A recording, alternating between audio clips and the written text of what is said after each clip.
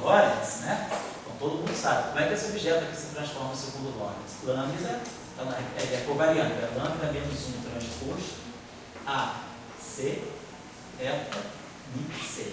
Esse cara aqui, lambda a menos 1 transposto B, B, A, B, vezes eta, B. Mas aí pelas regras da transformação do grupo de Lorentz, da mesma forma que lambda transposto eta, lambda me dá o eta, né? Nessa relação aqui, isso aqui é o eta, tudo com índice baixo. Quando eu inverter essa relação, eu vou ter lambda menos 1, eta, o índice em cima, então eta menos 1, lambda menos 1 transposto, então eta com índice em cima. Então essa relação aqui me dá que esse objeto aqui, quer dizer, as transformações de Lorentz aparecem, quer dizer, me diz que se eu fizer uma transformação de Lorentz, esse índice se saturam e eu teria isso aqui, L', A, a linha B transformado de Lorentz, igual a isso. Então aquele campo, a transformação de Lorentz não chega dele. Da mesma forma, como a transformação de Lorentz da Filbert não chega no médio. Como a gente viu agora, o Gemini, ele não vê a transformação de Lorentz local. Então, eu estou com um problema aqui, de consistência.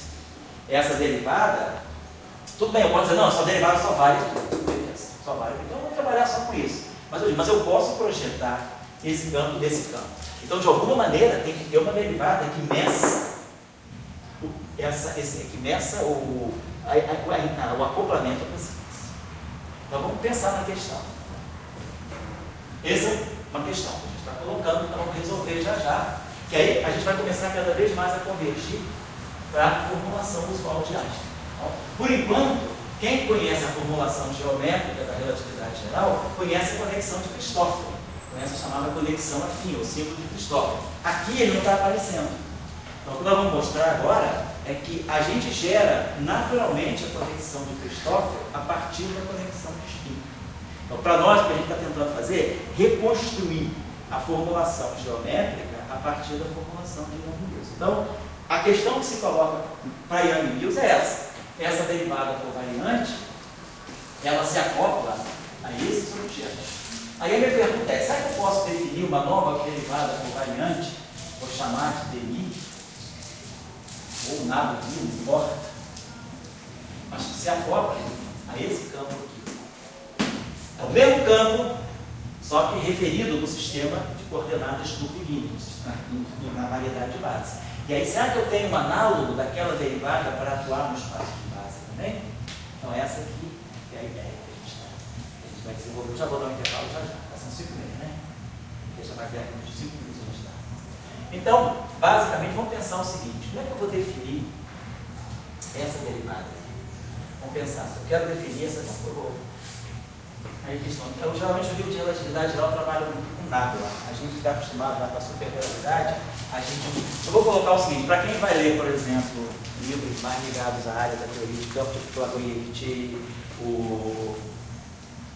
acho que o próprio Gasperini de Sá, geralmente a gente usa aquele Derronte. Mas é o nada, tanto faz, né? O importante é que tem uma conexão aqui. Então vamos definir essa derivada.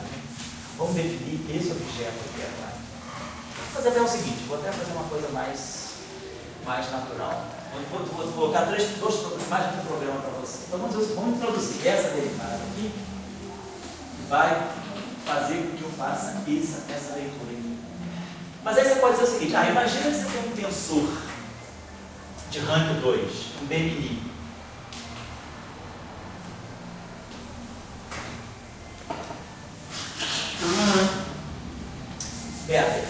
Então estou no espaço do Lorentz, vou pegar um campo tensorial que está na representação, por exemplo, com 0 mais 0,1, a representação antissimétrica. Pode ser que seja um tensor antissimétrico em AB, do ponto de vista do espaço de Lorentz local.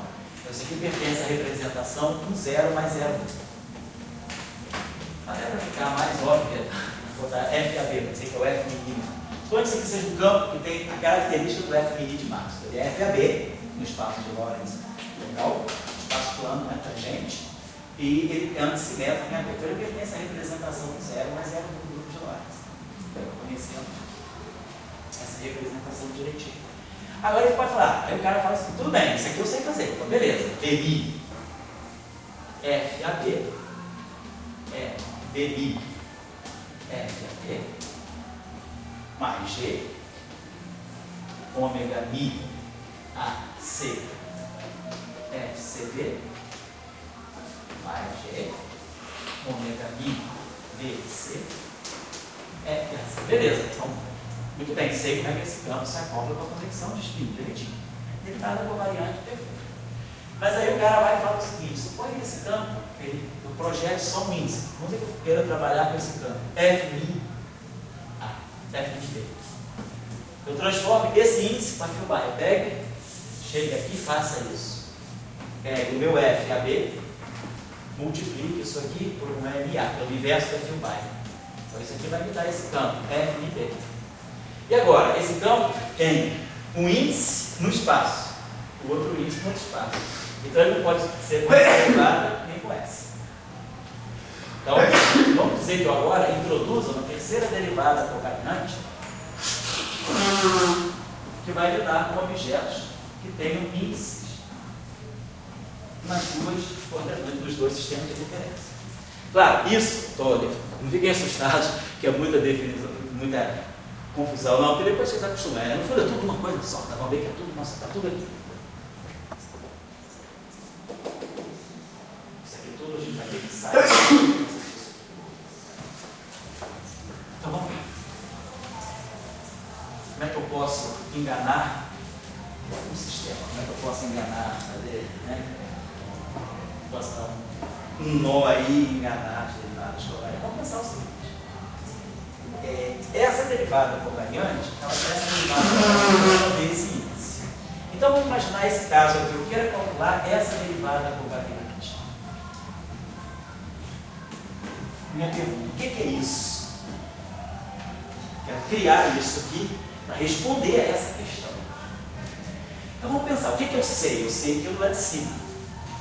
Então vamos fazer o seguinte: suponhamos que eu pegue esse campo aqui e transforme ele, já que ele está aqui dentro, eu vou pegar esse campo e vou transformar para aquele sistema lá. Vamos fazer o seguinte: eu vou pegar o meu A, vou pegar esse aqui, vou pegar um E, Mi A, e vou atuar uma A. Então isso aqui é o meu MI. Tá? Então, aliás, um instantinho só. Vou fazer o contrário. Vamos dizer que eu tenha esse campo aqui, eu sei quem é o A, eu conheço isso aqui. Mas eu sei que eu posso fazer isso. Então isso aqui me dá o meu ANI. Ou vice-versa. Se eu pegar o meu A, Mi, e multiplicar aqui pelo meu MA, eu tenho no final do dia uma coisa que tem no A. Então vamos fazer o seguinte: esse objeto aqui, MI, atuando em A, MIA, MIA, ANI, isso eu posso fazer. Por quê? Esses dois índices se saturam. Então, no final do dia, esse objeto aqui, ele tem um índice que essa derivada reconhece. Esse objeto aqui não é esse total, aqui não é um simplete do grupo de Lorentz. Ele tem carga de Lorentz local. Por quê? Porque ele tem um índice A, que está na representação meio do grupo de Lorentz. Então, se eu começo com esse cara, eu faço esse exercício aqui. Eu transformo esse índice aqui para esse cara, mas esse objeto aqui, ele tem dois índices mini. Isso aqui deve ser um tensor de rank 2 em mini. Esse objeto que está aqui é um tensor de rank 2 em A. Então, esse objeto que está aqui, a esse estágio, isso aqui funciona como um objeto TMA. Eu preciso criar um objeto que é TMI. Isso aqui deve ser o meu TMI. Eu quero ter um objeto que as minhas coordenadas gerais, elas reconheçam como tensor de rank 2 referente a ela. Mas o que eu fiz para enganar o sistema? Me deram esse vetor aqui, eu uso a Filbine e transformo ele nisso aqui. Esse cara, essa derivada reconhece. Essa derivada eu sei calcular. Atuando aqui. Está atuando uma coisa aqui. Está aqui. Isso aqui é isso aqui. Mas, no final, eu não posso esconder mais no jogo, porque esse isso ficou para de fora. Então, o gatinho se escondeu, mas o rabo está aqui do lado de fora. Esconder esse rabo do gato. Como é que eu vou esconder o rabo desse gato? Quem pode fazer isso para vocês? pega isso aqui, multiplica-se por R. Se eu quero botar um índice no vamos fazer o seguinte, como aqui é mi, vamos botar aqui, ruivo. Porque esse índice aqui é mudo, né? Esses dois índices são explícitos. Então, eu fiz o meu exercício. No fundo, eu quis transformar aquele ani num A. Eu precisei transformar isso aqui num índice que tenha carga de Lorentz. Eu transformei o índice numa coisa que tem carga de Lorentz. Só que essa expressão no final do dia é MA. Mas eu tenho que retornar uma expressão que é mini. Então, o que a gente pode fazer? Eu multiplico aqui por um EA. E aí, ó, ninguém pode dizer que eu estou escondendo nada. No final do dia, eu tenho aí um mini. Perceberam as operações? Então, eu pego o objeto nas coordenadas curvilíneas, restituo a ele a carga de Lorentz que ele tem direito a ter. Essa derivada, ela reconhece essa carga. Eu efetuo essa derivada. Isso aqui é uma derivada covariante de uma coisa. Isso aqui é um objeto covariante. Qualquer objeto covariante pode sofrer ação da Filbin, como nós aprendemos. Então, no final do dia, eu escondo todo o jogo dessa forma. Então, ninguém me diz que isso aqui não é isso.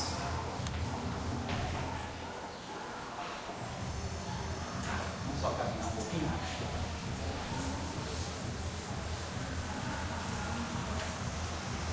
Isso são as lições que a submetria nos ensina. São esses truques de rua, né? São, vamos dizer, aqueles joguinhos assim, né? De comércio, né? Do Saara, né? Leve 2 por 3, mas na verdade você está pagando 4 mesmo, né? Então é o truquezinho que a gente fez. A gente enganou o sistema. A gente queria definir essa derivada. O que eu falo? Transformo ela para aquilo que eu sei fazer. Depois que eu fizer o que eu sei, eu retorno para esse sistema. Vamos ver se isso aqui é uma boa derivada. Então vamos lá. Então vamos ver o que isso poderia nos dar. Então nós estamos dizendo o seguinte, que esse objeto aqui, eu defino desse modo. Eu calculo a derivada dmi, colocando aqui no índice A, porque isso aqui eu sei fazer. Né? Então isso aqui eu sei fazer. Feito isso, transforma essa expressão que é AMI em expressão que é IA. Multiplico pelo inverso do Filbin. Agora, vamos ver o que isso aqui dá para nós. Isso aqui, olha essa derivada, vamos voltar aqui. Então, essa derivada aqui, nós já sabemos que as derivadas covariantes satisfazem a regra de Leibniz. Então, quando eu atuar com essa derivada aqui, então isso aqui vai me dar dmi é arro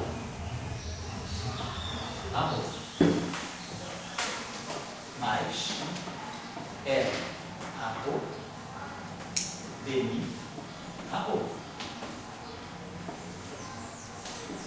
Esse objeto aqui, ele é neutro, segundo o grupo de Lorentz local. Então, a conexão de spin atuando sobre ele é trivial. Conexão de spin, esse objeto aqui, ele não vê o grupo de Lorentz local. Então, essa derivada não tem conexão. O que acontece quando o campo é neutro? Eu tenho A, MA, GA atuando no campo. Quando o campo é neutro, ou seja, o campo é um singlete desse grupo, todos os geradores são trivialmente representados. Então, eu estou numa representação em que o gerador é zero e a transformação de Gauge, que é o E elevado a I ômega A, GA, é a identidade. Então, a transformação é a identidade desse objeto, é singlete. Então, esse objeto aqui é um singlete de Lorentz local. Então, todos os geradores são trivialmente representados. Então, esse objeto aqui nada mais é do que a derivada, só fica esse termo. Estou realizando o termo que está entre colchetes. E aí, com isso, vamos ficar com dois termos aqui. Então, ficamos que nada ani, esse termo aqui, ó, essa Filbin atuando, essa Filbin inversa, atuando nessa Filbin original, os raios se cancelam e dá um delta de nivô. Então, nivô vira ni. Então, esse termo aqui vai dar para mim dmi ani. Mas agora eu vou conviver com esse termo aqui. Posso apagar isso aqui? Só que eu gosto de dar para colocar. Vai ficar aqui no nia dmi é arro. Com essa essa combinação aqui. Isso tudo aqui atuando com a roupa.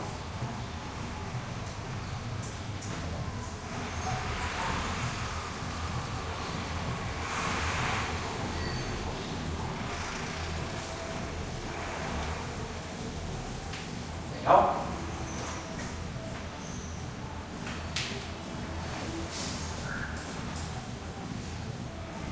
Então, esse objeto aqui, vamos ver direitinho daqui a pouco, depois do intervalo, vamos ver exatamente o que ele é, mas a gente está chamando esse objeto aqui, esse Mi A, derivada ou variante do Rho. Vamos ver especificar também o que é isso. Claro, esse cara está reconhecendo esse índice não reconhece. Então, isso aqui é o que nós chamamos de gama Mi Rho. Que é na formulação einsteiniana normal, é chamado de conexão de Cristóforo, conexão afim. Então, esse aqui é o chamado de símbolo, quer dizer, ainda não é o símbolo de Cristóforo. O símbolo de Cristóforo, depois ele vai ter que declarar que ele tem torção nula. Por enquanto, está tudo incluído. Nós ainda estamos com um formalismo mais geral, naquela atividade geral.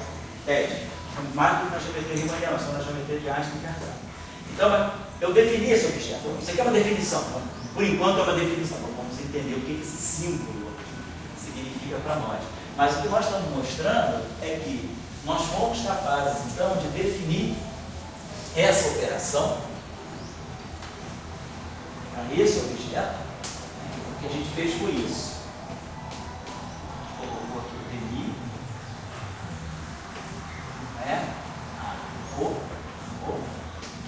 isso eu sei fazer e depois eu restituí fazendo isso. E isso que deu para nós, então, DI do ali, mais alguma coisa que eu estou chamando de gama I, Mi, Rho. Então, se eu estou no mundo de baixo, no espaço-tempo de base, onde eu tenho a minha lei de transformação, a minha simetria são as transformações gerais de coordenadas, a minha derivada covariante, ela vai perceber esse objeto aqui, que é o que nós chamamos de conexão.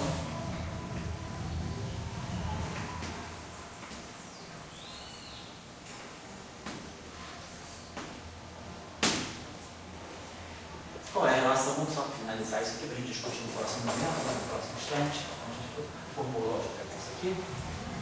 E aí agora a gente vai ver que a conexão afim está ligada com a conexão de spin. Então, quem é? Nós estamos definindo esse objeto aqui, gama Mi Rho. Para nós, esse objeto é Mi A, DI, Essa derivada aqui eu sei realizar. Essa derivada aqui é derivada da Filbay, DI Rho A. Nós já sabemos lá como é que é a derivada covariante de alguém. Essa derivada só reconhece esse índice. Ela só reconhece essa carga. Essa derivada é aquela, ela é usual, ela só reconhece a carga de Lorentz. Então ela vai ter aqui mais G, ômega I, A, B,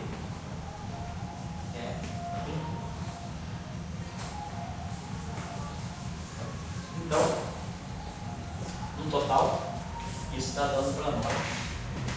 Essa conexão está dando para nós IA,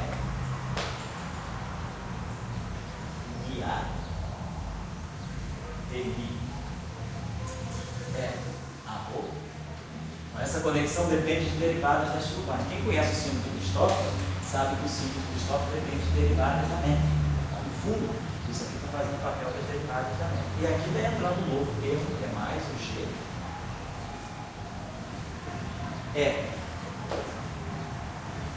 Então, vamos ter aqui mais ômega, Mi. A. B. A. Mi.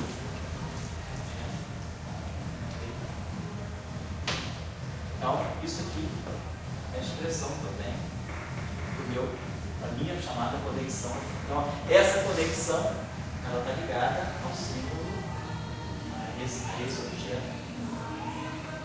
Então, já que eu posso inverter essa relação, quer dizer, eu multiplico esses objetos aqui para lá para isolar isso aqui. Então, se eu quiser inverter, né, a questão é saber se a gente pode. Aqui eu tenho Mi e aqui eu tenho Rho. Se se eu multiplicar isso aqui, né, eu posso expressar esse ômega em função daquele gama. Então tá aí. Mas a gente está relacionando então as duas conexões. Então agora, vamos lá, para mim, vamos trabalhar depois, vamos fazer um pouquinho mais disso. Foi? Ouviu? Ah, não, já vou dar um intervalo. Então, e observe uma outra coisa interessante aqui, agora eu vou chamar a atenção, vou deixar aqui, que é o seguinte, eu não tenho nada, tem uma outra derivada para a gente depois definir, mas que é o seguinte, definir não, já está pronta agora. Que é o seguinte, esse objeto aqui, na formulação usual da relatividade, a chamada conexão afim, que é o símbolo de Cristóforo, ela é simétrica, em mi rho. Aqui, não tem nada que me expresse essa simetria. Então, observe o seguinte, que esse objeto aqui, gama mi rho, vamos tirar a parte antissimétrica dele. Vou definir isso aqui como sendo a parte antissimétrica. O que é a parte antissimétrica? É 1 meio, o gama mi rho, menos 1 meio, o gama mi rho. Estou definindo a parte antissimétrica desse objeto. Então, se eu fizer isso aqui está dando para mim 1 meio de NA. E o que eu vou ter aqui? Estou usando isso aqui. Devido é ρA, demi é ρA menos d rho é minha. A parte antissimétrica da conexão afim é esse objeto. E nós vamos ver mais à frente hoje que isso aqui é a torção.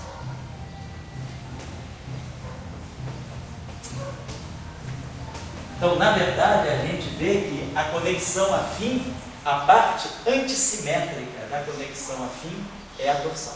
Em geral, quando se trabalha com o símbolo de Cristóforo, é porque eu estou zerando a parte antissimétrica, estou zerando a torção. Torção nula significa conexão afim sem parte antissimétrica. Então, a conexão afim só tem a parte simétrica. Então, torção nula é símbolo de Cristóforo. Mas se eu quiser deixar espaço para introduzir a torção, eu tenho que deixar, eu não posso tratar a conexão afim como sendo simétrica dos dois índices inferiores. Na formulação riemanniana da relatividade geral, a conexão afim é sem torção, e é por isso que ela se chama, ela é o símbolo de Cristóforo. Vamos depois chegar ao símbolo de Cristóforo de uma outra forma. Mas a gente já está adiantando, eu não mostrei isso aqui, depois nós vamos mostrar hoje ainda, é o que a gente vai mostrar aqui. Independentemente, nós vamos mostrar que esse objeto aqui faz o papel da torção. E aí nós vamos lembrar, beleza, esse objeto que está aqui é a torção, mas ele acontece de ser também a parte antissimétrica da conexão afim. Então a gente vai relacionar aqui a conexão afim, ela tem uma parte simétrica e uma parte de torção. A parte simétrica e a parte de torção é a parte puramente antissimétrica. Então vamos dar um intervalo aí até 6h10, né? Vamos dar 20 minutos de intervalo, e aí a gente retoma a discussão a partir daí, tá bom?